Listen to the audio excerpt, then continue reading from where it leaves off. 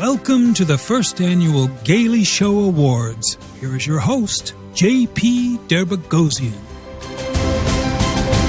Hello, everyone. Welcome to the first ever Gaily Show Awards, or the Gailies. As the world is coming to an end, we gather together in the time-honored gay tradition of the awards show. Well, we gather virtually, first on the radio waves and then everywhere you get your podcasts and on YouTube. We are here to celebrate the past year's queer creativity, queer craftsmanship, and sheer queer audacity in TV, film, books, and poetry. Today, we celebrate queer TV. And it was a tough year for queer TV. GLAAD issued a new report saying that queer representation has gone down on TV, which just proves the point that once we tell straight people they can't win awards for playing queer, they just start canceling queer TV shows. Like all the very best award shows, however, the Gailies are about suspense. We don't tell you what the categories will be ahead of time, much like MAGA doesn't tell you what your new health insurance plan is going to be. Instead, a guest judge in each industry is selected by me to evaluate the year that was and create the categories to celebrate our queer creatives. Will they be uplifting categories? Will they be catty categories? We're about to find out. However, also like the best award shows, there is going to be drama. I may or may not create my own category to celebrate or not the best or the worst in queer entertainment. Our guest judge today is Jerome Evans, who is the creator of Bottomless Coffee Media, and he hosts the TV show Bottomless Coffee with Jerome. He is typically the most caffeinated human on television at any given time of the day. You can learn more at bottomlesscoffeeshow.com. Please welcome Jerome Evans. Hello, Jerome. Oh my gosh. Hey, this is such a pleasure. How are you, JP?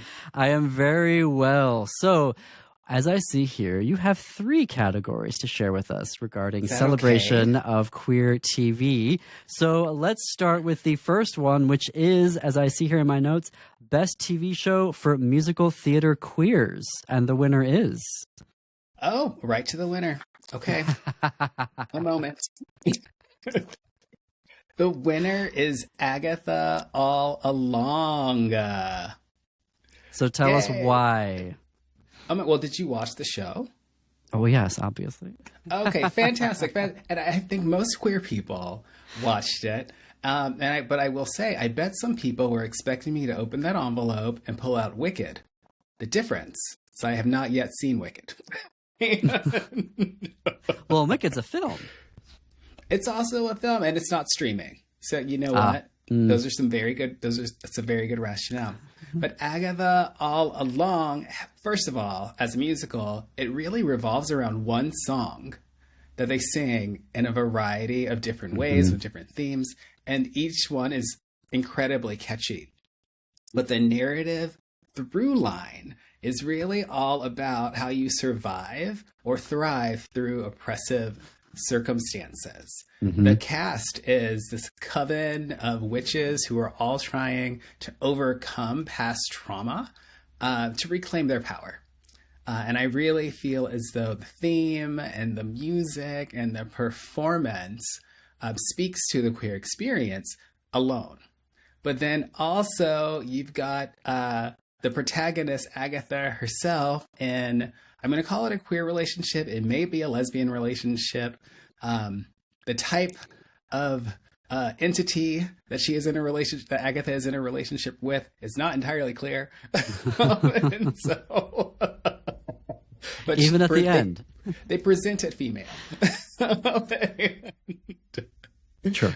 So there's that aspect to it, and then Agatha, in her lore, has a son named Nicholas Scratch that they say she produced from scratch, quickened without even the need of a man. And so it's a real witchy, feminist, femme first, queer first ideology that I really love.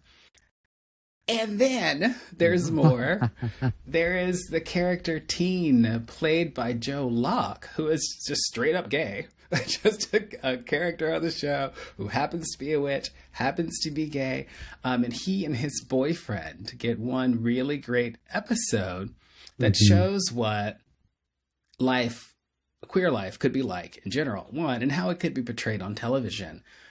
He does not come home with his boyfriend one night, and his parents are so disappointed. The mom is like, oh no, I made his favorite meal. They're like looking forward to spending time with him and being with them together, which is so distinct from the typical queer experience, at least that I see in media. And so for those reasons alone, and there are probably a bunch more that I haven't gotten to cover, it was just a really refreshing, really addictive, really uplifting bit of television, but also catty. Those witches were catty. So I could have filed them in under that one as well.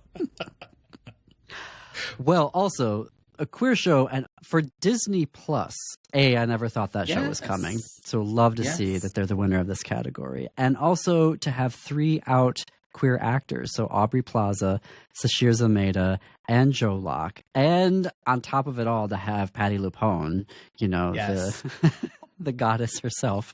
Honestly, if anything would have kept this show out of the running, it's that there was no like Patti LuPone version of the song Down the Witch's Road. I waited every episode for the Patti LuPone version, and it never came. And that would be my one gripe, I think, and a fair one. And also, for folks who haven't seen it yet, there is the advancement of the Young Avengers cast within Agatha All Along. If you haven't seen it, I'm not going to spoil how this comes about, but there's an advancement of that project that supposedly is coming. But the reason why I mention it is that the Young Avengers is the queerest of all of the superhero teams in Marvel. So maybe very soon we will see a super queer, and hopefully with a lot of queer actors, a debut on either the small screen or on the big screen. So very well deserved. I love this category. Best TV show for musical theater queers. So do you want to tell us what our next category is? Oh, certainly. Oh my gosh. I feel like we could spend hours talking through each one of these, but the show must go on. The show must go on. Okay, everyone pretend like this is a different envelope. It's the award for the best new show that you'd better be watching. Goes to English Teacher. Ooh, applause. Have you seen that one, JP? Yes. Okay, good. Now, honestly, candidly, I came late to this show. I just started watching towards the beginning of last week. And I would say as soon as the first episode ended, my thought to myself was, why did I wait so long to turn the show on? Because it's so good. Brian Jordan Alvarez is the creator and the writer. And if some of you chronically online people, like myself, are familiar with The Wondrous Life of Caleb Gallo, it's a deep cut, but it's so good. It's so good. And this is really Brian's type of humor refined. It's almost that story of Caleb Gallo as the protagonist taken into almost a version of Abbott Elementary. Whereas Quinta Brunson is really uplifting young actors of color. Brian is putting the queer experience front and center, but in a really different way, because the fact that he is queer is not that big of a deal to anybody except for him. But he is still othered. He still experiences that sensation of being othered for different reasons that are, frankly, entirely of his own making. We really have to also lift up the ensemble cast. Yes, because they are really wonderful.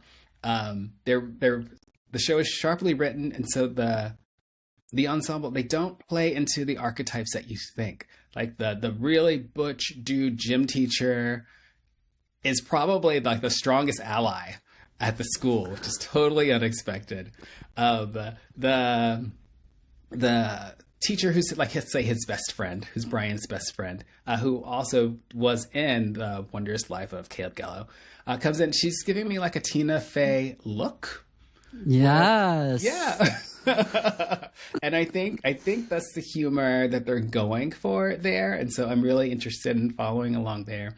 But then also just this idea that Brian is trying to figure out his life in front of all of these students who honestly seem to have everything figured out.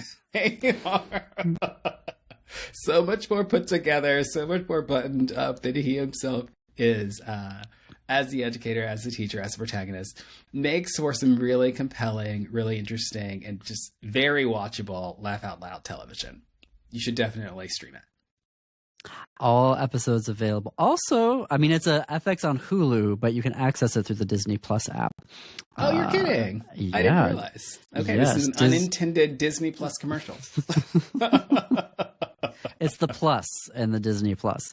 There you go. But yeah, they packaged everything together. The Disney, the FX, the Hulu, there's something else in there as well. But yes, English Teacher is very special. There needs to be more episodes, so FX, get on that. And the only thing that I have, Brian needs to stop. He's got this whole dancing thing that's like the TikTok craze. He needs to move on. I know you care about my opinion right now, Brian, but you need to move on. It's the same dance. Either get some new dance moves in these videos, or we get it. Like, I don't understand the Ali Alexander thing. The first 3 times was interesting, but after 30 videos now, it's time to move on. I mean, you're still following. You're still. He could do some podcasts. He could do a media tour. He could come onto the Gaily Show. He could dance. He could dance. If he wants to, take his shirt off and dance the 20-second dance to this, what is it? I don't even understand what it is. That's how out of it I am. But it was very interesting the first few times. But yeah, or maybe that's what we all should be doing to promote our shows. I don't quite know. No, I don't know. What was your high school experience like? Not like English Teacher. No, okay. Think of that and then do the exact polar opposite of English Teacher. And I do find myself jealous of the kids in these shows and in real life, actually, IRL, that get to have these very out experiences. And I know that's not uniformly so across the United States, but for those schools that are very, out and open, I am very jealous of it. I know I'm supposed to be like happy, and I am happy like that it's happening, but I'm also like insanely jealous. I think you're allowed to be both happy and jealous. I don't know if there's a word for that expression, but that feeling, but I think it's allowed. I went to a performing arts high school. Oh. And I think that's part of why I had such a place in my heart for Agatha. And why I'm excited, and I haven't seen the whole series yet, and maybe you have. I'm excited to see if there's like a musical theater program at this school, an English teacher, because if if the kids in English class are like this out of pocket, I'm really excited to see what happens once they start singing and dancing. I am not going to give away any spoilers. Oh, yay. Okay, wonderful. But it lives up to the award that you have bestowed upon them of Best New Show. You'd better be watching. You'd better be watching. And you kind of alluded to this at the opening. I think you called it the end of the world. Maybe. I'm not going to say it's not, but maybe it is. But if we don't want it to be, we really do have to be paying attention to who we're supporting, and to the creation of more of the kind of media that we want to see in the world. And so you really, really honestly, people, if you want more quality queer entertainment, you need to support quality queer entertainment like The Gaily Show, and like English Teacher.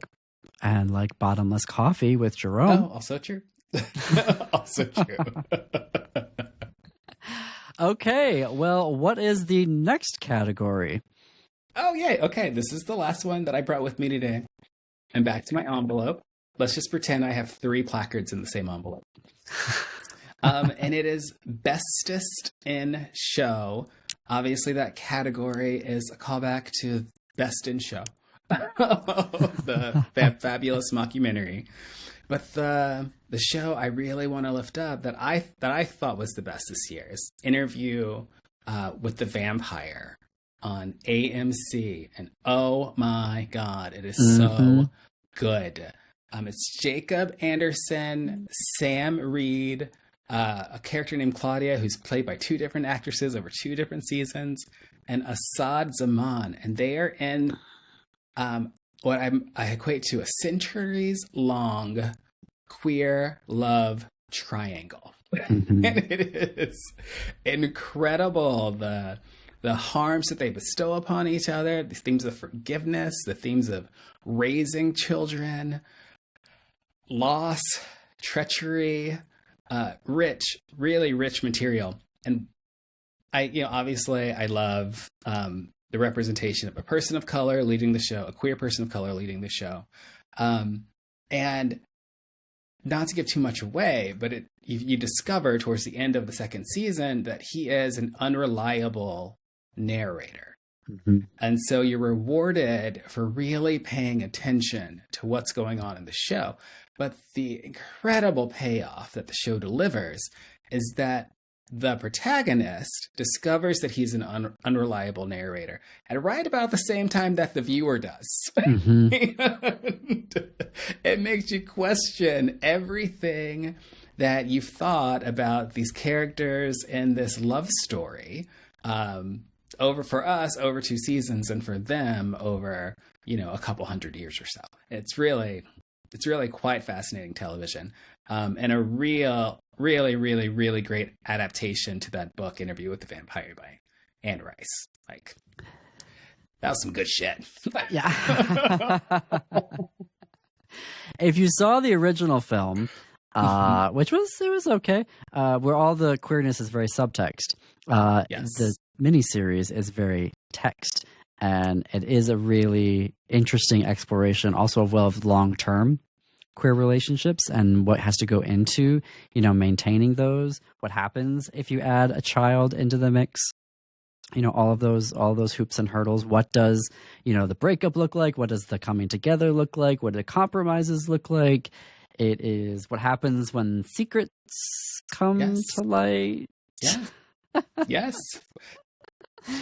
What happens when a coven gets, burned alive, all of these different things. Get your popcorn. You will enjoy it. It's just an incredible story. Did you have like a fascination with vampires when you were growing up? I know I was a vampire for every Halloween for like 5 or 6 years. Oh yeah. Mine was Phantom of the Opera, also super gay. and super gay. Also super 80s. That soundtrack. It's a banger. It still goes. Obsessed. I would say appropriately so. And it certainly is a very dramatic production. So I love that. Mm-hmm. But if I had to, yes, I loved Dracula. That was a character that was always very interesting. What I loved about vampires is how intimate all of it was. And my favorite TV show of all time is Buffy the Vampire Slayer. So, and they had a musical episode that was also really good. Yes, they did. Just for another intersection with Interview with the Vampire and musicals in general, the vampire Lestat, who I guess, spoiler alert, still alive at the end of season 2. He's going to lead season 3 as kind of a rock star. And so I think, depending on when it's produced, when we have the Gayleys next year, Interview with the Vampire might be up for Best Musical. We shall see. Wait, there's a 3rd season? Going to be a 3rd season? Oh, yes. And they've released like a music video of Sam Reed singing a kind of a hypnotic song you may or may not enjoy. I had no idea. The way that the way the season 2 ended, I just felt like it was a series conclusion.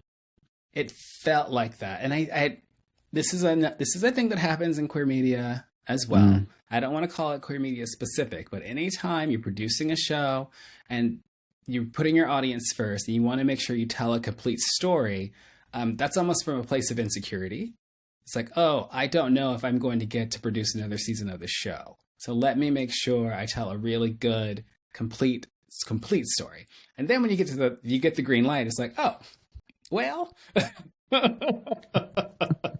we're back, everybody. Wow. No, well, I mean, there's a whole other thing around that.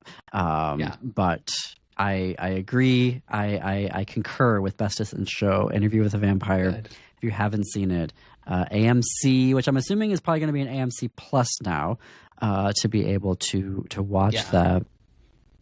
Well, I have a category myself, which is the drama. The drama. Suddenly, surprise. An award for Best Actor to Andrew Scott in Ripley.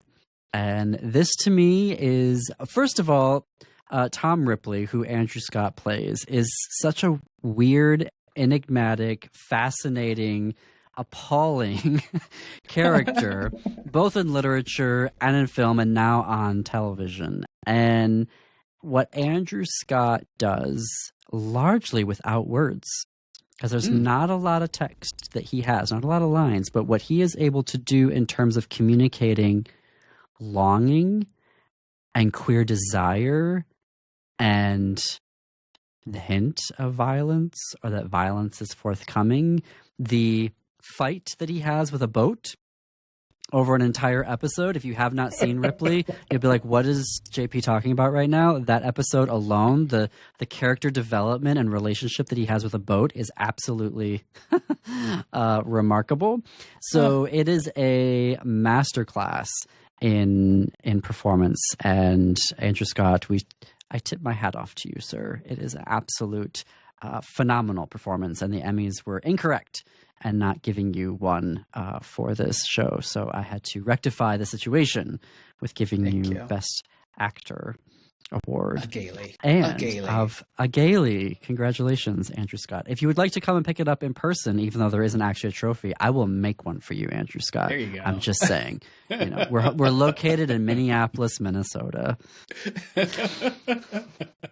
Andrew is phenomenal. I think I was first introduced to him in the show Sherlock when he played Moriarty, and like you said, a word without so much dialogue.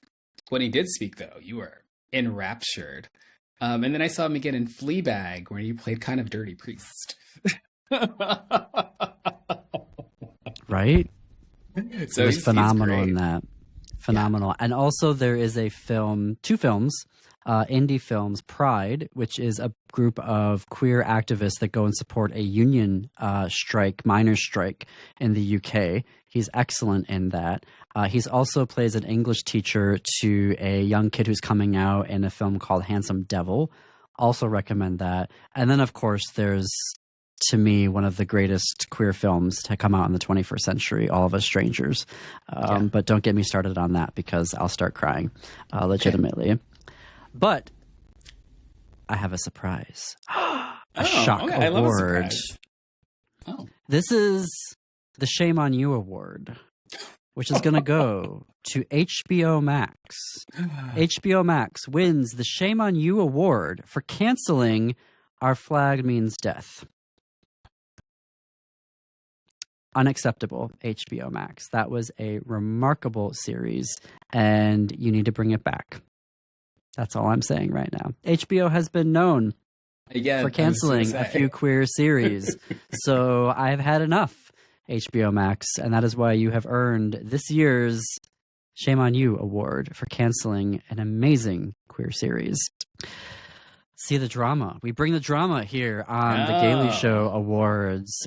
Jerome Evans, speaking of TV, tell us more about Bottomless Coffee with Jerome. Oh my gosh. Okay. So Bottomless Coffee with Jerome films in Minneapolis, Minnesota. We are a program of MCN6 Studios that I created, and it actually was adapted from a podcast. I'm drinking from the mug here. It's Bottomless Coffee Podcast. I don't know if you can tell. It's pretty cheeky. It's a cheeky logo.